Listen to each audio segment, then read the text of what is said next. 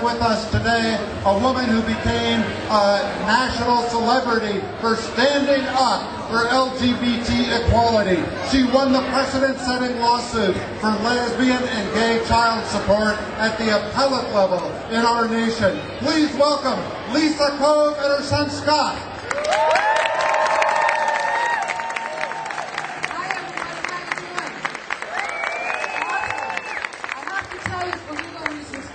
I'm stating my own opinion and not that of my employer, the Department of Defense. Hi everybody, that's me, Lisa Cove.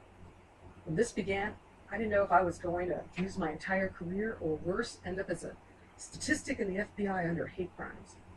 Life, it can take you through the roughest paths, and in this case, it really did. I'm a veteran, and my entire career has been with the Department of Defense. I always enjoyed quietly getting things done in the background, type A personality, workaholic. And I did good. And then suddenly something hit me like a brick wall. I sure didn't see this coming. I had moved around a lot in DOD, worked joint projects, etc., and projects just for my service. Then suddenly I was transferred to California. And when I arrived, I was told I couldn't check in. My boss was under the theory that don't ask, don't tell didn't stop at the military. That civil servants could be fired if they were lesbian, gay, bisexual, transgender. But she just called all of us gay. It didn't matter which of those categories you fell in. She wanted me to take leave when I arrived. I refused, so she put me on admin leave and told me to take a tour of San Diego.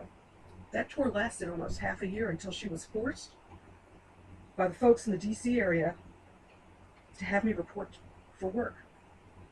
I was her most senior person. And she didn't give me a real job. She put me behind the deliveries of the microfilm. And everything you could imagine, and then some happened. The harassment was unbelievable. Finally, I had no choice. I had to do something. My initial option was to go to the Office of Special Counsel. That's where they handle discrimination based on sexual orientation. But I've had an entire career and I was fairly senior, and I wanted to give our parent organization in the DC area a chance to right this wrong. That was a good call on my part. First, they sent out 3 senior folks to do a management review. What followed was an inspector general's investigation with a whole bunch of lawyers.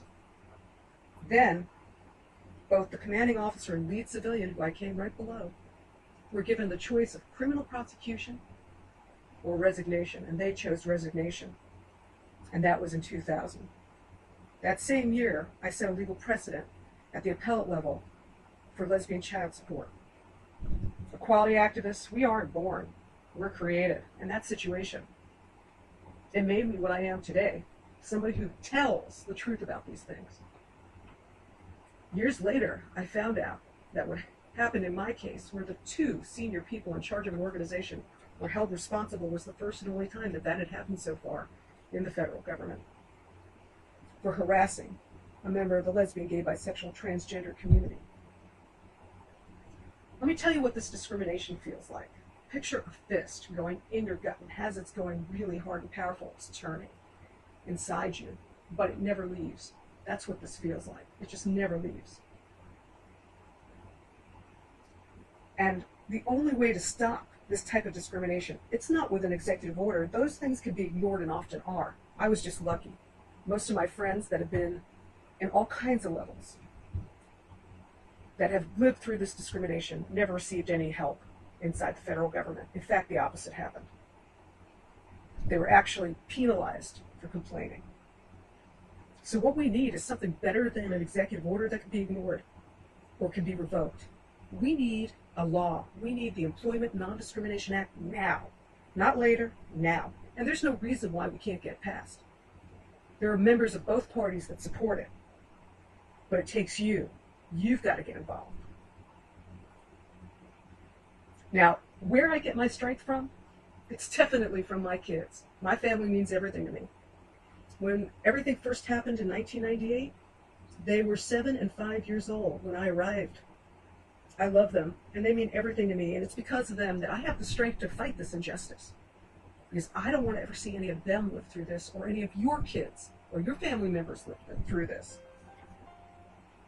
Anyway, you get to meet them, and you'll see they've all got their own opinions. I didn't raise them to be a carbon copy of myself. I raised them to be themselves and to think for themselves. Let me know what you think, and I'll see you later. Hello, we are the Cove children. This is our eldest brother, Scott Cove. Hello.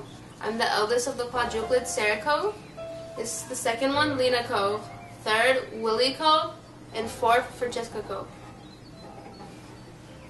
So what basically happened was when our mom first came here, she was being transferred over from the East Coast, of course, to here, get a job, and on her way here, when she went house searching, she did, in order to let them know why she was house searching and things like that, had to let them know about the custody battle going on with us between my mom and then our other mom.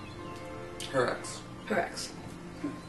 And so when she let her boss know that, she was unaware though that this boss had a deep prejudice against people who are lesbian or gay, and so that created some problems. Amongst those problems was that, how should I phrase this? Her boss would treat her pretty badly. Her boss told her that she didn't want her to come in to go on leave. And so our mom ended up not doing any real work. So when we first moved here, she was home a lot. Which is like, because we only had one person. Yeah, that was really weird for us. But like, we're 5 kids, so we didn't notice it too much. Yeah. The other negative is there's potential for her to be fired.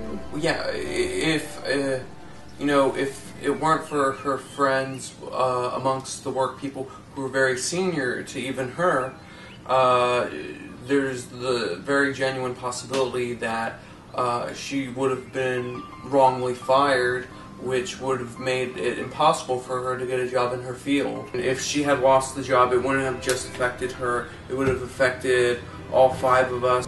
I think when you have someone who's able-bodied and good at working, their sexual orientation, their gender, or their color really shouldn't have anything to do with why you select them or why you keep them working. Because if they can do their job really good, that's what matters. Mm-hmm. When you work in a business perspective, it's all about most efficient people, you know? If you have a choice between one person who's not efficient and another person who is efficient and is really good at that job and can get it done like twice as fast, that's and who you should always they choose. just yeah, exactly. It doesn't matter if they're gay or if they're black or if they're a female or male. It doesn't matter. It should be because you're the most able-bodied, most able to do this job. That's what the whole business is about. And it's not fair. It's not even logical to be hiring someone or firing someone with that as one of your main things in your mind when it comes to it. It should be, can they do the job, can they do it well, and that's it. Exactly, and if the government had fired her, they probably would have picked someone who wasn't going to be as efficient, because she is really efficient at her job. She's an insane worker. That would make it where that person would need to work longer because they wouldn't be able to do it as well. Or you'd have a lot more mistakes, which would all add to costs, and those costs in there for that government, those extra costs are going to come down to taxpayers. So it wouldn't just affect us, but it would affect the country as a whole when you have all these extra costs, especially if they're not just my mom but other people who, just because they have a different sexual orientation or color of skin, if they get fired because of just strictly that, then you basically are saying, okay, I'm willing to spend more money and make you all have to put your tax dollars in more to this government just so I can get people that I like how they look, or I like certain things about the outside that doesn't affect how they work. And that really is just a waste. Everything my mom does as part of working for the military is paid for by tax dollars, and so she gives 110% and does as perfect a job as any human reasonably can with her job, and that saves us tax money, having to pay tax money, because she's getting it done cheaper and more efficiently. If we got some other person in there who was either less hardworking or less efficient or less talented than her, that would in effect be costing everybody money. Yeah, so it's not just us, Yeah. we're affected, but also the whole United States in a very small way, admittedly, Yeah. but still, it's affected. Well, not just her, because if they're doing it to her, imagine what they would be doing to other people who weren't as senior, or who weren't able to get that done. Exactly. You know, it's not fair, basically. It's not just about fairness, but it's just not intelligent. It's, you know? It's sort of like that butterfly effect where if, you accidentally step on a butterfly today, that might affect the world dramatically 20 years from now. So, if you fire all of your hardworking, efficient people just because of one shared aspect, then it's going to make the debt bigger. Well, it has no effect on their actual right, work. exactly. It's not like how you can't hire a handyman without a hand. Her job was to do something really well with her brain, and she has a great brain. Yeah. And that's true of many people in the military, too, who've gotten fired, back when Don't Ask, Them Tell was around, for example. Yeah. A lot of people think when children are raised by a gay or lesbian person, they think that there will be something wrong with the child. So we are a Living humongous, proof. yeah, we're living proof that that is not the case. Like, I remember when, whenever we had school debates about this kind of thing, I would ask people, "Do you think there's something wrong with me? Like, do you think that there's something wrong because my mom's a lesbian?" And they all didn't know what to say because I was considered a really good student. Like, all my siblings were.